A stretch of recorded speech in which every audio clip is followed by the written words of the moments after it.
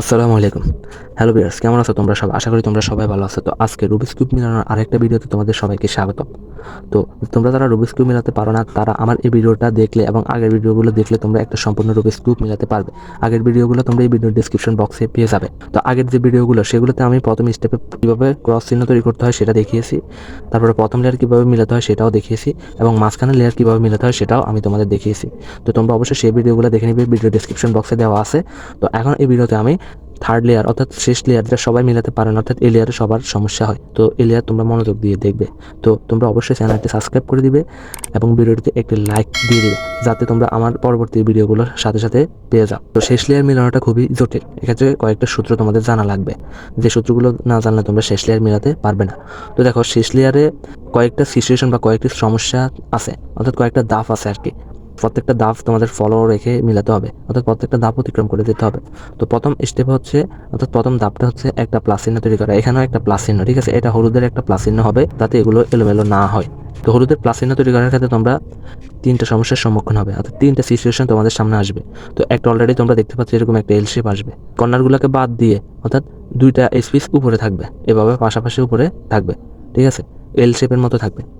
আরেকটা হচ্ছে এরকম একটা লাইন থাকবে, আরেকটা হচ্ছে কোনো কিছুই থাকবে না, অর্থাৎ কোনো এসপিজে হলুদ কালার উপরে থাকবে না, শুধু একটা মাঝখানের এই ডটটাই থাকবে। তো তিনটে সিচুয়েশনে কীভাবে প্লাস চিহ্ন তৈরি করবে সেটা আমি তোমাদের দেখাচ্ছি, তোমরা দেখতে থাকো। তো যদি এরকম এল শেপ আসে তাহলে এল শেপটাকে ঠিক আমি এখন যেভাবে রেখেছি ঠিক এভাবে তোমরা রাখবে। দুই লেয়ারটাকে সামনের দিকে নিয়ে আসবে, অর্থাৎ এফ, স্মল এফ, তারপরে R U, R prime, U prime, তারপর আবার স্মল এফ প্রাইম করে দিলে প্লাস চিহ্ন তৈরি হয়ে যাবে। তো আরেকটা সিচুয়েশন আমি তোমাদের দেখাচ্ছি।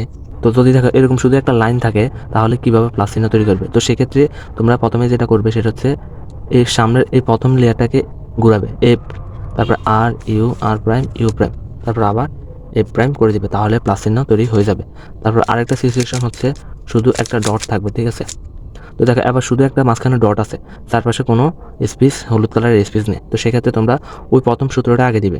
তো এই সূত্রটা হচ্ছে এই দুই লেয়ার একসাথে ঘুরাবে, small F, R U, R prime, U prime, তারপর স্মল এফ প্রাইম দিবে, তারপরে লাইন আসবে, লাইন আসার পর আবার দিবে F, R U, R prime, U prime, তারপরে এফ প্রাইম করে দিবে, তাহলে প্লাস চিহ্ন তৈরি হয়ে যাবে। আশা করি তোমরা বুঝতে পেরেছো। যদি বুঝতে না পারো অবশ্যই কমেন্ট করে জানিয়ে দিবে।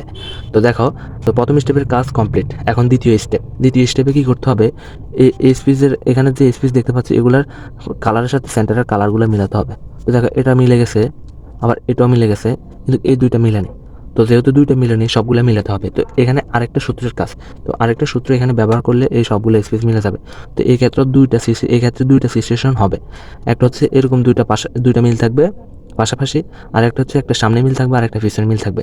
তো যদি পাশাপাশি দুইটা মিল থাকে তাহলে সূত্র একবার দিলেই চারোটা মিলে যাবে।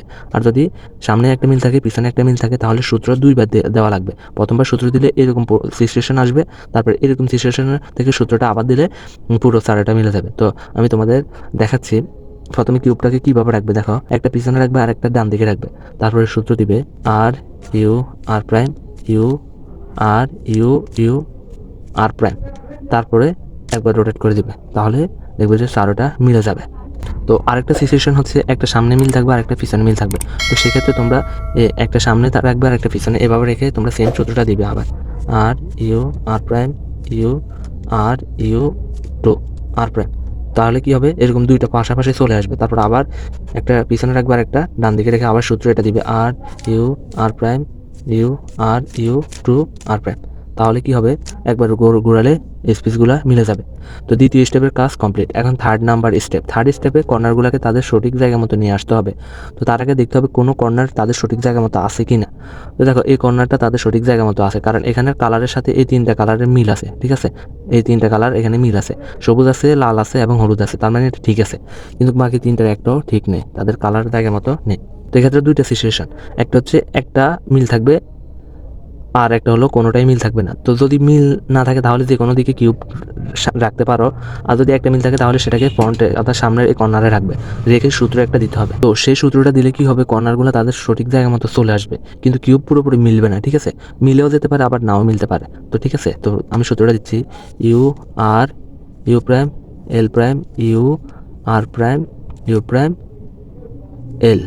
তো দেখো এবার কি হচ্ছে, তাদের সঠিক জায়গার মধ্যে এসেছে কিনা। তো এটা তো আগেই ঠিক ছিল, এটাও সঠিক জায়গার মধ্যে এসেছে, এটাও সঠিক জায়গার মতো এসেছে, এটাও সঠিক জায়গার মতো এসেছে, অর্থাৎ 4টা কর্নার পিসে সঠিক জায়গার মতো এসেছে। তো তৃতীয় স্টেপের কাজ কমপ্লিট। যদি একবারে না আসে, সূত্র একবার দেওয়ার পর না আসে, তো সেম সূত্রটা 2-3 বার দেওয়া লাগতে পারে, ঠিক আছে? যেটা মিল থাকবে সেটা সামনে রেখে 2-3 বার দিলে সঠিক জায়গার মতো চলে আসবে। তো তৃতীয় স্টেপের কাজ কমপ্লিট। এখন চতুর্থ স্টেপ, শেষ স্টেপ, অর্থাৎ এই স্টেপে পুরো কিউবটা আবার মিলে যাবে। এই স্টেপটা করার জন্য এবারকে কী করতে হবে, কিউবটাকে এবারকা এই হলুদের এই লেয়ারটাকে নিচের দিকে রাখতে হবে, সাদাটাকে উপরে নিয়ে আসতে হবে, ঠিক আছে? সাদাটাকে উপরে নিয়ে এসে এবারকা মিলাতে হবে। তো সেক্ষেত্রে মিলানোর নিয়ম হচ্ছে কি, আর প্রাইম এই সূত্রটা দিতে হবে। তো যে কর্নারটা মিল নেই সেই কর্নার নিচে রেখে সূত্র দিতে হবে। তো আমি দিচ্ছি আর প্রাইম। তো একবার দিয়েছি কিন্তু মিলে নেই, এভাবে দিতেই হবে যতক্ষণ পর্যন্ত না ওই কর্নার পিসটা ওখানে সঠিকভাবে না বসবে, ততক্ষণ পর্যন্ত এই সূত্রটা দিতেই হবে। তো যখনই মিলে যাবে তখন আরেকটা কর্নার পিস যেটা মিল নেই সেটাকে এখানে নিচে নিয়ে আসতে হবে, এগুলো নাড়াচাড়া না করে, এগুলো আবার মিলে যাবে। আর প্রাইম। তো দেখো এটাও মিলে গেছে। তো আর বাকি আছে একটা, তো এটাও মিলে যাবে। এই সূত্রটা দিলেন, দেখো আর প্রাইম।